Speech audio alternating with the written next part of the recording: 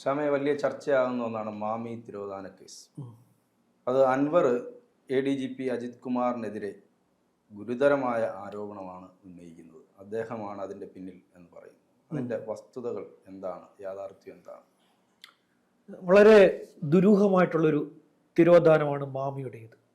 മാമി എന്ന് പറയുന്നത് മുഹമ്മദ് ആട്ടൂർ. അപ്പം ഈ അരയിടത്ത് പോലത്തെ ഓഫീസിൽ നിന്ന് 2023 ഓഫീസിൽ നിന്നും വീട്ടിലേക്ക് ഇറങ്ങിയ ഈ മുഹമ്മദ് ആട്ടൂരിനെ കാണാതാകുന്നത്. ഇദ്ദേഹത്തെ തട്ടിക്കൊണ്ടുപോയതാണ് എന്താ ജോലി? റിയൽ എസ്റ്റേറ്റ് ആണ്, ഇടനിലക്കാരനാണ്. പിന്നെ ഇദ്ദേഹത്തിന്റെ കച്ചവടം പലതും ദുരൂഹമാണ്, ഇടപാടുകളെല്ലാം ദുരൂഹമാണ്. ഇദ്ദേഹത്തിന്റെ കോണ്ടാക്ട് ലിസ്റ്റ് ഒക്കെ പരിശോധിച്ചപ്പോൾ കിട്ടിയത് ഇവിടുത്തെ വലിയ പോലീസ് ഉദ്യോഗസ്ഥരുടെ നമ്പറുകളാണ്. MR അജിത് കുമാറിന്റെ നമ്പർ അതിനകത്തുണ്ടായിരുന്നു. MR അജിത് കുമാറിന്റെ നമ്പർ ഉണ്ടായിരുന്നു. MR അജിത് കുമാറിന്റെ ഫോണിലേക്ക് ഇദ്ദേഹം വിളിച്ചിട്ടുണ്ട്. MR അജിത് കുമാർ തിരിച്ചും വിളിച്ചിട്ടുണ്ട്. ഈ അരയിടത്ത് പാലത്ത് വെള്ളിമാട് കുന്നിലെ അദ്ദേഹത്തിന്റെ വീട്. ഈ വെള്ളിമാട് കുന്നിൽ കിടക്കുന്ന അരയിടത്ത് പാലത്ത് റിയൽ എസ്റ്റേറ്റ് ബിസിനസ്സുകാരനായി ജീവിക്കുന്ന ഈ മാമി എന്തിനാണ് ADGPയെ വിളിച്ചത്? ADGPയെ വിളിച്ചിരിക്കുന്നത് സാധാരണ റിയൽ എസ്റ്റേറ്റുകാരനല്ല അല്ല. അപ്പൊ ഇദ്ദേഹത്തിന്റെ വളരെ വലിയ സംശയങ്ങൾ ഉണ്ടായിരുന്നു. ഇത് സുജിത് ദാസ് ആയി കേസ് അന്വേഷിച്ചുകൊണ്ടിരുന്ന. ആദ്യം സുജിത് ദാസ് അന്വേഷിച്ചു. പിന്നീട് ഇതില് 3 പേരെ കസ്റ്റഡിയിലെടുത്ത് ചോദ്യം ചെയ്തു. ഈ 3 പേർ ചേർന്നാണ് തട്ടിക്കൊണ്ടുപോയതെന്നാണ് സംശയം. ഇദ്ദേഹം ജീവനോടുണ്ടോ എന്നുള്ളത് വലിയ സംശയമാണ്. എത്ര വർഷമായി? ഇപ്പം 1 വർഷമായി. തട്ടിയതായിരിക്കും. ഒരു വിവരമില്ല. 1572 പേജുള്ള ഒരു അന്വേഷണ റിപ്പോർട്ടാണ് ഇവരുടെ കയ്യിലിരിക്കുന്നത്. അതിൽ ഇവർ പിടിച്ചെടുത്ത്, അതായത് പിന്നെ ഫോണുകൾ പിടിച്ചെടുത്തിരുന്നു. നിരവധി ഫോണുകൾ പിടിച്ചെടുത്തിരുന്നു. ഈ ഫോണുകളെല്ലാം ഇവിടുത്തെ FSL ഉണ്ട്. പക്ഷേ ഈ 1 വർഷമായിട്ടും ഇവിടുന്ന് ഫോറൻസിക് റിപ്പോർട്ട് കൊടുക്കുന്നില്ല. എന്താണ് സംഭവിച്ചത്? ഇത് ആദ്യമേ അന്നേ കഥ വന്നെയാണ്. MR അജിത് കുമാറിന്റെ ഫോണിലേക്ക് പിന്നെ ADGPയുടെ ഫോണിലേക്ക് ഈ മാമി വിളിച്ചിരിക്കുന്നു, ഈ മുഹമ്മദ് ആട്ടൂർ വിളിച്ചിരിക്കുന്നത്. എന്തിനാണ് വിളിച്ചത്?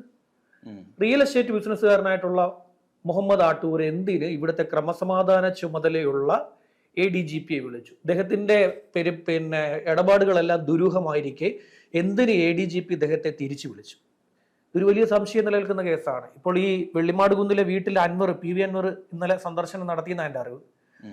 അവിടെ ചെന്നവരുടെ ഭാര്യയൊക്കെ കണ്ടിരുന്നു. ഇത് ഹൈക്കോടതി കിടക്കുകയാണ് ഈ കേസ്. CBI അന്വേഷണം വേണമെന്ന് പറഞ്ഞിട്ട്. ഇപ്പൊ ഇത് ക്രൈംബ്രാഞ്ചിന് കുടുംബാംഗങ്ങൾ കേസ് കൊടുത്തിട്ടുണ്ടെന്നല്ലേ? അവർ ഹർജി സമർപ്പിച്ചിട്ടുണ്ട്.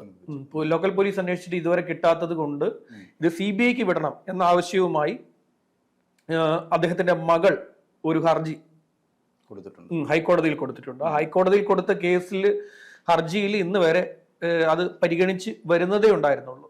അപ്പൊ ഇനിയിപ്പോ അവർ പിൻവലിക്കും. ക്രൈംബ്രാഞ്ചിന് വിട്ട സ്ഥിതിക്ക്, കാരണം അവർ പിൻവലിച്ചില്ലെങ്കിലും ഹൈക്കോടതിക്ക് തള്ളിക്കളയും. കാര്യം പുതിയ അന്വേഷണ സംഘത്തെ നിയോഗിച്ചിട്ടുണ്ട്. വയനാട് കോഴിക്കോട് യൂണിറ്റിന് പിന്നെ ഇതിന്റെ ചുമതല കൊടുത്തിരിക്കുന്നത്. വയനാട് കോഴിക്കോട് യൂണിറ്റിന് കൊടുത്തിട്ടുണ്ടെങ്കിലും വയനാട് കോഴിക്കോട് യൂണിറ്റിന്റെ മേധാവിയായിരിക്കുന്ന ആള് ഹൈദരാബാദിലോ മറ്റോ ട്രെയിനിങ്ങിലാണ്, പരിശീലനത്തിന് പോയിരിക്കുകയാണ്. അപ്പൊ അതുകൊണ്ട് ഇപ്പം വിക്രമനാണ് ഈ കേസ് അന്വേഷിക്കുന്നത്. അദ്ദേഹമാണ് ഇനി ഇത് അന്വേഷിക്കാൻ പോകുന്നത്. ഇത് വലിയ ദുരൂഹമായിട്ട് കിടക്കുന്ന ഒരു കേസാണ്. ഞാൻ പറഞ്ഞതുപോലെ തന്നെ അദ്ദേഹം ജീവനോടുണ്ടോ എന്നുള്ള കാര്യത്തിൽ വലിയ സംശയം മാമിയുടെ കാര്യത്തിൽ നിലനിൽക്കുകയാണ്. ഈ മാമി മാത്രമല്ലെന്നേ, ഒരുപാട് പേര് ഇവിടെ മിസ്സിംഗ് ആണ്. ഇങ്ങനെയുള്ള ദുരൂഹമായി പലരും ഒരുപാട് പേരെ കാണാതായിട്ടുണ്ട്, പല ആളുകളെയും കാണാതായിട്ടുണ്ട്. പക്ഷെ അതൊന്നും പരാതി വരുന്നില്ല. ഒരുപാട് പേര് വീട്ടുകാർ പരാതി പറയുന്നില്ല. എന്താണെന്നറിയാമോ? സ്വർണ്ണക്കടത്ത്.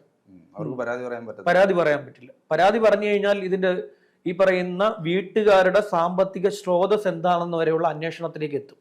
അതൊക്കെ വരുമ്പോൾ സ്വാഭാവികമായിട്ടും ഈ കുടുംബാംഗങ്ങൾ കൂടി പ്രതിയാകും. ഒരാളെ കാണാതായി എന്നേ ഉള്ളൂ ഇപ്പൊ തൽക്കാലം ഉള്ളൂ. അതുകൊണ്ട് പലരുടെയും ഈ പറയുന്നത് പോലെ പല സ്വർണ്ണക്കടത്തുകാരന്മാരും ഗൾഫിലാണെന്നൊക്കെയാണ് പറഞ്ഞത്. ഇവന്മാരൊക്കെ തട്ടിക്കൊണ്ടുപോയതാണ്. അവര് പറയുന്നത്, ബന്ധുക്കാർ പറയുന്നത്, ഞാൻ എറണാകുളത്തിരുന്ന സമയത്ത് ഞാൻ ഒരു മനുഷ്യന്റെ തിരോധാനമായിട്ട് ബന്ധപ്പെട്ട വാർത്ത കൊടുത്തിരുന്നു. വാർത്ത കൊടുത്തതിന്റെ തൊട്ടു പിന്നാലെ അദ്ദേഹത്തിന്റെ അനുജ എന്നെ വിളിച്ചിട്ട് പറഞ്ഞു, എന്റെ ചേട്ടൻ ഗൾഫിലാണെന്ന് പറഞ്ഞു. നിങ്ങൾ താര് പറഞ്ഞു എന്റെ ചേട്ടനെ തട്ടിക്കൊണ്ടുപോയിരുന്നു? ഞാൻ പറഞ്ഞു, അദ്ദേഹത്തിന്റെ ഭാര്യ എന്നാ പറഞ്ഞത്. അദ്ദേഹത്തിന്റെ ഭാര്യ എന്നാണ് പറഞ്ഞത് പരാതിയായിട്ട്. പിന്നീട് ആ സ്ത്രീ പരാതി പിൻവലിച്ച് ഭർത്താവ് ഗൾഫിലാണെന്ന് പറഞ്ഞു. കൊണ്ടുപോയതായത് കൊണ്ടുപോയിട്ട് എന്ത് ചെയ്യുന്ന വെച്ച് കഴിഞ്ഞാല് ഇത് പിന്നെ സ്വർണം തട്ടിയെടുക്കും. പിന്നീട് ഇത് പീസാക്കി ഡിസ്പോസ് ചെയ്ത് കളയും. അതായത് ഒരു തുമ്പും പുറത്തു വരാത്ത രീതിയിൽ പീസാക്കി ഇത് കുഴിച്ചിട്ട് കളയും. ഒരിക്കലും പുറത്തു വരാത്ത, അതായത് ഒരിക്കലും ആരും വന്ന് തോണ്ടാത്ത രീതിയിലുള്ള സ്വന്തം ഭൂമിയിലെ അല്ലെങ്കിൽ സ്വന്തം ഗോഡൌണിൽ കൊണ്ടുപോയി ഇത് കുഴിച്ചിട്ട് കളയും. കിട്ടത്തില്ല. ഏതെങ്കിലും ഒരു പൊതുസ്ഥലത്ത് കൊണ്ടുപോയി കുഴിച്ചിട്ടാലല്ല നാളെ ഏതെങ്കിലും നായെങ്കിലും മാന്തി എടുത്ത് കൊണ്ടുവരത്തുള്ളൂ. ഇത് അങ്ങനെയല്ല. സ്വന്തം ഭൂമിയിൽ ഇത് പൂർണ്ണമായി കോൺക്രീറ്റ് അങ്ങ് ഇടിക്കും. കോൺക്രീറ്റ് ഇടിച്ചു കളയും. ഇപ്പൊ കെട്ടിടത്തിന് തറയുണ്ടല്ലോ, തറ ഇടിച്ചു പൊളിക്കും. തറ ഇടിച്ചു പൊളിച്ചിട്ട് കുഴിച്ചങ്ങ് ഇടും. എന്നിട്ട് അവിടെ അങ്ങ് സിമെന്റ് ഇടും. സിമെന്റ് ഇട്ട് പഴയതുപോലെ വാർത്തങ്ങ് വെക്കും. ഈ സ്വർണ്ണക്കടത്ത് നമ്മൾ വിചാരിക്കുന്ന പരിപാടിയല്ല. സ്വർണ്ണക്കടത്തിൽ പെട്ടിട്ടുണ്ടോ എപ്പോഴായാലും നമുക്ക് തിരിച്ചടി കിട്ടും. നമ്മൾ ഒരു തരത്തിൽ അല്ലെങ്കിൽ രണ്ടാമത്തെ തരത്തിൽ നമ്മൾ ടാർഗറ്റ് ചെയ്യപ്പെടും. ഈ സ്വർണം കൊണ്ടുവരുന്നവരെ ഈ ആളുകൾക്ക്, ഈ ഏജന്റുമാർക്ക് തന്നെ ഈ എന്താ പറയുക കൃത്യമായിട്ട് അറിയാം. ഈ പൊട്ടിക്കാൻ വരുന്നവന്മാർക്ക് കൃത്യമായിട്ട് അറിയാം.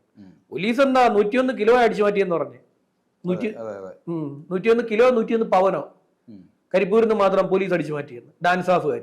അത് ഞാൻ നേരത്തെ പറഞ്ഞില്ലേ, ഡാൻസ് ഓഫുകാർ ഇതിന്റെ ഒരു പ്രധാനപ്പെട്ട ഡീലർമാരായിരുന്നു. അത് ഈ സുജിദാസിന്റെ കീഴിൽ നിന്നാണ് ഈ ഡാൻസ് ഓഫുകാർ ഈ കളിയെല്ലാം കളിച്ചുകൊണ്ടിരുന്നത്. ഡാൻസ് ഓഫുകാർക്ക് ഒരു പ്രത്യേകത എന്ന് വെച്ചാൽ അവർക്ക് യൂണിഫോം വേണ്ട. യൂണിഫോം ഇടണ്ട.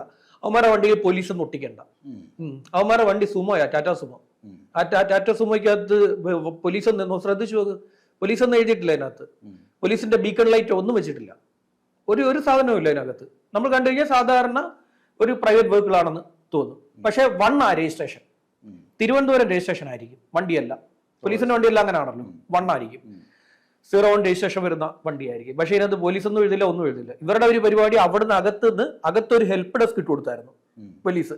അതായത് 2022 5 പേരുടെ മരണത്തിനിടയാക്കിയ സ്വർണം പൊട്ടിക്കൽ സംഭവത്തിന് ശേഷം കരിപ്പൂര് പോലീസ് സുജിത് ദാസ് ഒരു ഹെൽപ്പ് ഡെസ്ക് കിട്ടും.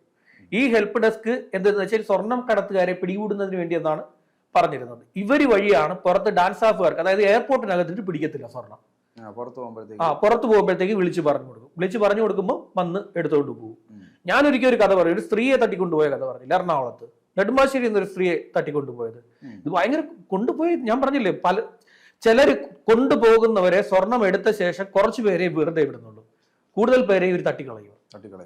പക്ഷെ പരാതിക്കാർ ആരെങ്കിലും ഒരു തിരോധാനം എന്നൊക്കെ പറഞ്ഞ് ഇത് കുത്തിപ്പൊക്കാൻ വന്നു കഴിഞ്ഞാൽ അവർ പറയും ഗൾഫിലാണെന്ന് പറയും, ദുബായില, അബുദാബിയില, ഷാർജയിലാന്നൊക്കെ പറയും. പരാതിക്കാരില്ലാതെ എന്ത് അന്വേഷിക്കും ഇവിടെ? ആരെങ്ങനെ അന്വേഷിച്ച് കണ്ടുപിടിക്കും? ഈ മാമിയുടെ കേസ് അങ്ങനെയാണ്. ഈ മാമിയുടെ കേസിനകത്ത് ഈ മാമിയെ അവിടുന്ന് ഇറങ്ങിയിടം മുതൽ ഇത് ഫോളോ ചെയ്യുന്നുണ്ടായിരുന്നു. ആ 3 പേരെ കസ്റ്റഡിയിലെടുത്ത് ചോദ്യം ചെയ്തിട്ട് എത്ര ചോദിച്ചിട്ടോ അവരിത് പറയുന്നില്ലെന്നേ. പക്ഷെ കാര്യമായ ചോദ്യം ചെയ്യൽ നടന്നും കാണത്തില്ല. കാര്യം MR അജിത് കുമാറിലേക്ക് ചോദ്യം വരും എന്ന് തോന്നിക്കഴിഞ്ഞാൽ ചോദ്യം ചെയ്യിക്കുമോ കാര്യമായിട്ട്? സിനിമയിലേക്ക് കാണുന്ന പോലെ തുറന്ന കാര്യം ജോണേട്ടാ, നമ്മൾ പറഞ്ഞ വിശ്വസിക്കത്തില്ല. ഇത് ഞാൻ അടിസ്ഥാനപ്പെടുത്തിയിട്ടാണ് ഞാൻ എഴുതിയ സ്ക്രിപ്റ്റ് പോലും ഇതിനെ ബേസ് ചെയ്തിട്ടാണ്. ഇതെങ്ങനെയാണ് ഈ സ്വർണം പൊട്ടിക്കൽ നടക്കുന്നത്, എങ്ങനെ കൊണ്ടുപോകും, എന്താണ് അതിന്റെ രീതി, കൊണ്ടുപോയാൽ പിന്നെ എന്താണ് ചെയ്യുന്നത്, അതിനൊക്കെ ബേസ് ചെയ്തിട്ടാണ് ഞാനത് എഴുതിയത്. ഞാൻ ഇതിനെക്കുറിച്ച് കുറേ പഠിച്ചിട്ടുണ്ട്. പഴയ സ്വർണ്ണക്കടത്തുകാരുടെ ഇന്റർവ്യൂ ഞാൻ എടുത്തിട്ടുണ്ട്. ഒരു ചാനലിൽ ഇരിക്കവേ ഈ സ്വർണ്ണക്കടത്തുകാരുണ്ടല്ലോ, സ്വർണം നേരത്തെ കടത്തിയിട്ട് ഇപ്പൊ ആ പരിപാടിയൊക്കെ അവസാനിപ്പിച്ചത്, അത് തട്ടിക്കൊണ്ട് പോയവർ, ഇരയാക്കപ്പെട്ട് ഇപ്പോഴും എന്താ പറയാ, ശരീരം നേരെ ചൊവ്വേ സ്വന്തം കാര്യങ്ങൾക്ക് പോലും ശരീരം നേരെ ചൊവ്വേ ചലിപ്പിക്കാൻ സാധിക്കാതെ ജീവിക്കുന്ന ആളുകളുടെ ബൈറ്റ് ഞാൻ എടുത്തിട്ടുണ്ട് പഴയ.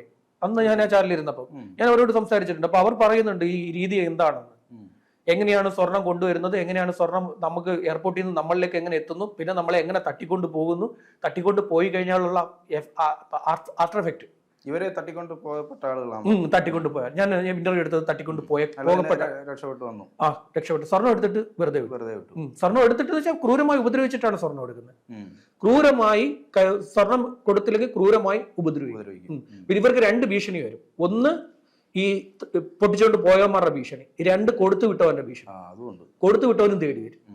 കൊടുത്തു വിട്ടവൻ അവൻ ഇത് തട്ടിക്കൊണ്ട് പോയെന്ന് പറഞ്ഞാൽ അവൻ പൂർണ്ണമായിട്ട് വിശ്വസിക്കത്തില്ല.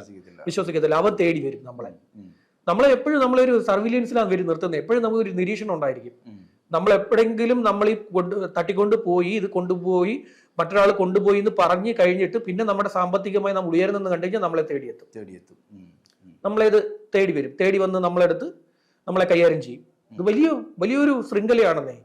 മലബാർ കേന്ദ്രീകരിച്ച് കിടക്കുന്ന വലിയൊരു ശൃംഖലയാണ്. ഏതായാലും ഈ മാമി ജീവനോടെയുണ്ട്. ഈ മുഹമ്മദ് ആട്ടൂർ ജീവനോടെ ഉണ്ടോ എന്ന കാര്യത്തിൽ വലിയ സംശയം നിലനിൽക്കുകയാണ്. അയാൾ ജീവനോടെ ഉണ്ടാകാനുള്ള സാധ്യത വളരെ തുലവും കുറവാണ്. ഞാൻ പറഞ്ഞതുപോലെ തന്നെ ഏതെങ്കിലും ഒരു ഗോഡൌണിന്റെ ഭൂമിയുടെ തറയുടെ അടിയിൽ ഉണ്ടാവും കുത്തി തുറന്നു കഴിഞ്ഞാൽ അത് ഒന്ന് മാത്രമല്ല, ഒരു ബോഡി മാത്രമായിരിക്കില്ല അങ്ങനെ കുത്തി തുറന്നാൽ കിട്ടാൻ പോകുന്നത്. പല ബോഡികളും കുത്തിപ്പൊളിച്ച് എടുക്കാൻ പറ്റും. ഞാൻ അന്ന് ജോണേട്ടനത് പറഞ്ഞ ഓർമ്മയുണ്ടോ, 100 ക്രൈം നടക്കുന്നെങ്കിൽ അതിൽ 70 എണ്ണം മാത്രമേ തെളിയിക്കപ്പെടുന്നുള്ളൂ. ബാക്കി 30 എണ്ണം ആരും അറിയാതെ പോവുകയാണ്. ആ ആരും അറിയാതെ പോകുന്ന കേസാണ് ഇത്തരം കേസുകൾ. ഇത്തരം കേസുകളിൽ ഇപ്പൊ മാമിയുടെ കാര്യത്തിൽ അവർക്ക് കുടുംബത്തിന് ധൈര്യപൂർവ്വം ഇറങ്ങി പരാതി പറയാൻ പറ്റുന്നത് കൊണ്ടാണ് അദ്ദേഹത്തിന്റെ കേസ് പുറത്തു വരുന്നത്. മറ്റുള്ളവരുടെ കേസ് പുറത്തു വരാത്തത് ഈ കുടുംബങ്ങൾക്ക് ഭയമാണ്. എന്തായാലും ഇത് കേസ് അന്വേഷിച്ച് തെളിയട്ടെ. വിക്രമൻ നല്ല ഉദ്യോഗസ്ഥനാണ്, കണ്ടുപിടിക്കട്ടെ.